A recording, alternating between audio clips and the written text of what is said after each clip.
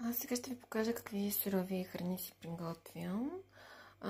Това са сурови кротони от пъкълнала елда и семена с вкусна пица, които ще си поръсвам върху салатите, като поръска за салати. И това е сурова шоколадова гранола, уникално вкусна, за смути купи я приготвям. Направила съм също така и сурово бадемово сирене.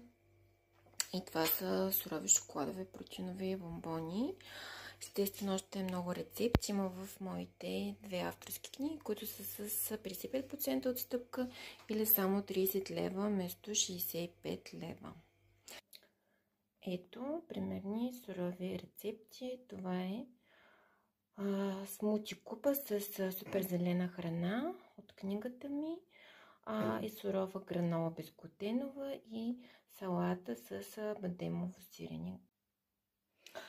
Ето това е базисна салата, която е зелена, домат, краставица, авокадо има. Има домашно песто, люта чушка, маслини, лук, сложила съм 2 яйца и допълнително съм направила кълнове от люцерна. Това са буквално моите супер храни. И ще сложа от това е домашно кисело зеле. Така. Това са пробиотици в буркан. Една лъжичка има много повече пробиотик, отколкото пробиотиците в аптеката. Така че не си давайте парите за глупави добавки, но си направете тези супер храни. Не ви трябват никакви витамини, никакви пробиотици. Нали, всичко е. Всичко може да го направите за стотинки в къщи.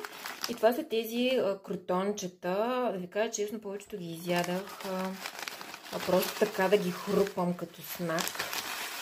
И останаха съвсем малко, но и така на салата се поръсва салатата и става много засищаща. Буквално това е за толкова пристрастяващи, вкусни, засищащи. И една супер хранителна салата с много витамини и минерали.